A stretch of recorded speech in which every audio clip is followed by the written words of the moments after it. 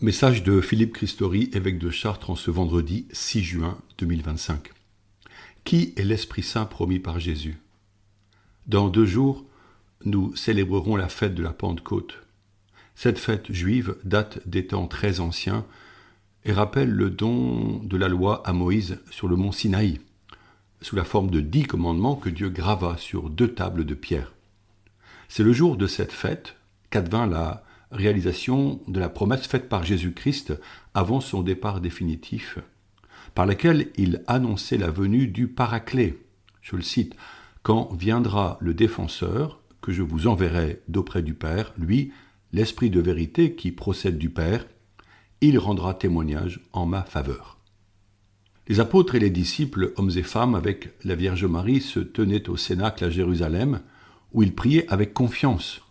Soudain, un violent coup de vent claqua comme un éclair, sur chacun descendit comme une langue qu'on aurait dite de feu, et ils se mirent à louer Dieu et à prophétiser.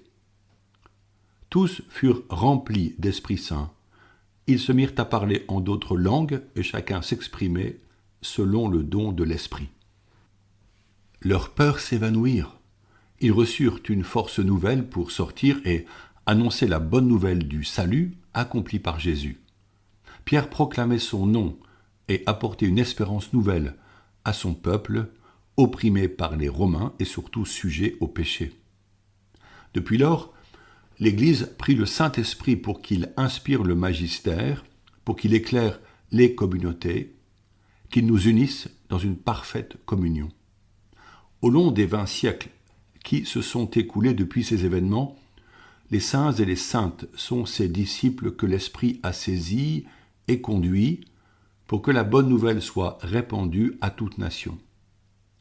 C'est à notre tour de nous laisser habiter par la présence de l'Esprit. Nous sollicitons de Dieu une nouvelle effusion de l'Esprit. Nous demandons sa puissance afin qu'il transforme notre société et qu'il apporte la paix entre les peuples. Nous demandons que nos relations humaines soient libérées du mal, qu'elles soient porteuses de joie et d'amour. Nous supplions l'Esprit afin que cesse la progression de la culture de mort promue par les réseaux sociaux, les guerres et certaines lois civiles. Demandons-nous encore qui est l'Esprit Saint. Il nous semble lointain, insaisissable, éthéré. Il nous est souvent difficile de le définir. Le credo de Nicée-Constantinople dit que l'Esprit est Seigneur et qu'il donne la vie, qu'il procède du Père et du Fils. Avec le Père et le Fils, il reçoit même adoration et même gloire. Il a parlé par les prophètes. Fin du texte.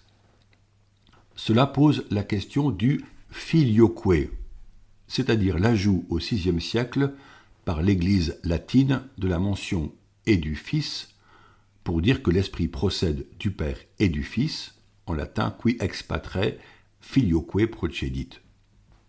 Ce différend avec l'Église orthodoxe consumma la rupture en 1054 entre les 2 poumons de l'Église chrétienne. La question posée est celle de la communion en Dieu entre les 3 personnes divines, l'Orient insistant plus sur le Père comme seule source, principe sans principe, et l'Occident insistant sur l'amour mutuel du Père et du Fils comme source du Saint-Esprit. Si l'Écriture dit que l'Esprit procède du Père, Jésus, qui est le Fils, dit qu'il enverra l'Esprit. On peut compléter par la formule de saint Augustin, qui faisait face à l'hérésie arienne, disant que l'Esprit se présente comme lien d'amour entre le Père et le Fils. Il est utile de rappeler que nous croyons en un seul Dieu en 3 personnes. Notre Dieu est unique. Il s'est révélé comme Dieu trinitaire. Le peuple hébreu le nommait jadis Père. Les prophètes avaient annoncé l'envoi de l'Esprit sur toute chair. Cependant, c'est par l'incarnation en Marie du Verbe divin que l'on découvrit que Jésus était le Fils du Très-Haut. Ainsi, la Trinité s'est révélée aux disciples de Jésus-Christ et nous proclamons un Dieu unique, Père, Fils et Esprit. Ces 3 personnes divines forment un seul Dieu, Elles sont Dieu toutes les trois, elles ne se confondent pas, elles agissent ensemble car on ne peut diviser Dieu.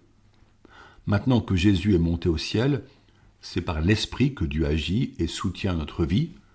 C'est lui qui répand les dons promis. C'est lui qui est l'amour divin, communiqué par les sacrements et tous les canaux que Dieu suscite. Il est bon et nécessaire d'invoquer souvent l'Esprit Saint.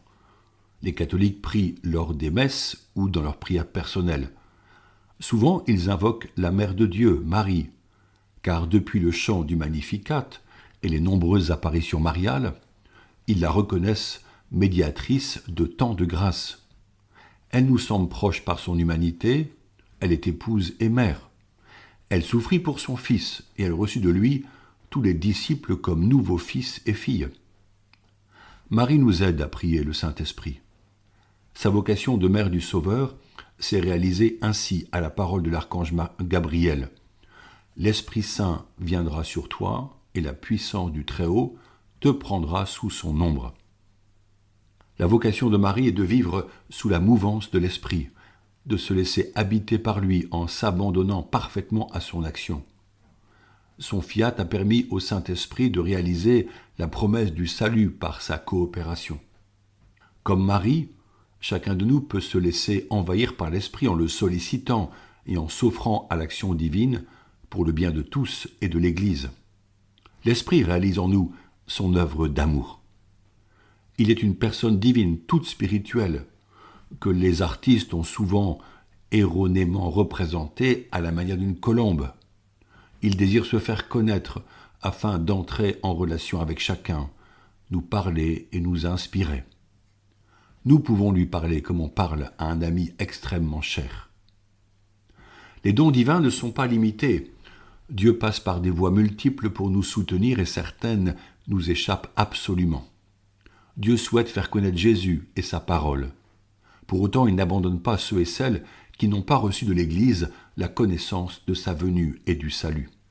Il les soutient dans l'attente que des chrétiens missionnaires aillent vers eux.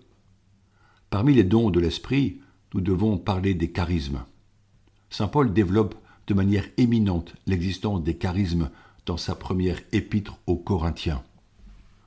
Il donne une définition par cette affirmation théologique que je cite « À chacun est donnée la manifestation de l'Esprit en vue du bien ». Il s'agit clairement d'un don gratuit et immérité fait à toute personne dont la visée est le bien commun, c'est-à-dire le bien de tous et de chacun, aucune personne ne devant être mise de côté. Les charismes sont variés, ordinaires ou extraordinaires.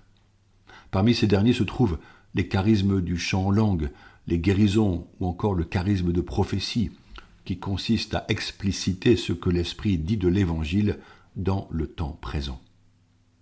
Exercer les charismes appelle un discernement affiné qui ne peut pas être réalisé par la personne elle-même qui exerce ces charismes, mais par la communauté des fidèles. Un critère de ce discernement est la qualité du bien recherché et la communion entre les frères. Le charisme doit être soutenu par la parole proclamée. Il ne pourrait pas la contredire. Au chapitre 13 de son épître, Paul donne le critère majeur, la charité, aussi appelée agapé, cet amour divin qui nous est communiqué.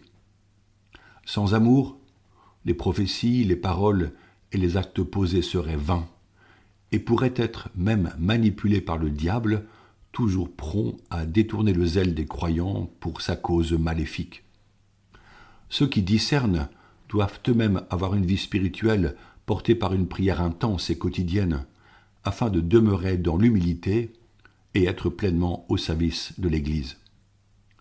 L'humilité consiste à accepter les charismes que l'Esprit nous donne et à les exercer sous l'autorité fraternelle des pasteurs et de la communauté, car il en va du bien commun et du développement de la mission vers ceux qui ne connaissent pas encore Dieu. Les charismes sont donnés au service de la mission d'évangélisation. Ils sont pour tous au service de tous. Jésus disait que si les disciples se taisent, les pierres crieront. Ne pas exercer les charismes, c'est au fond contrister l'esprit. Ce dimanche, nous vivons tels les apôtres en prière au Cénacle.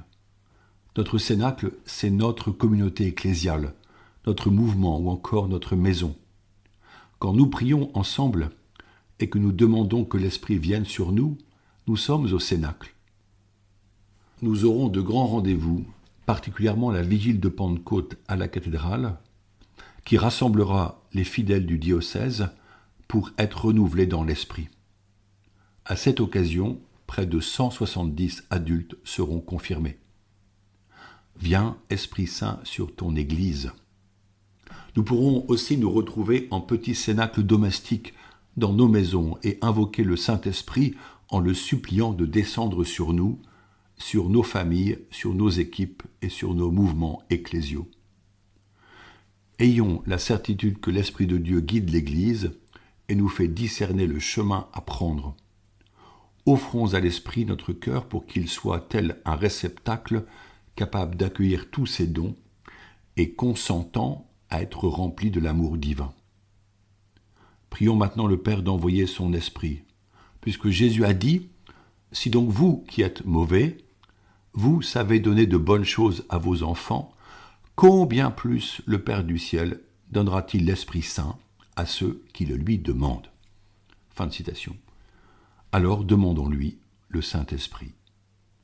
Notre Père, qui es aux cieux, que ton nom soit sanctifié, que ton règne vienne, que ta volonté soit faite sur la terre comme au ciel. Donne-nous aujourd'hui notre pain de ce jour.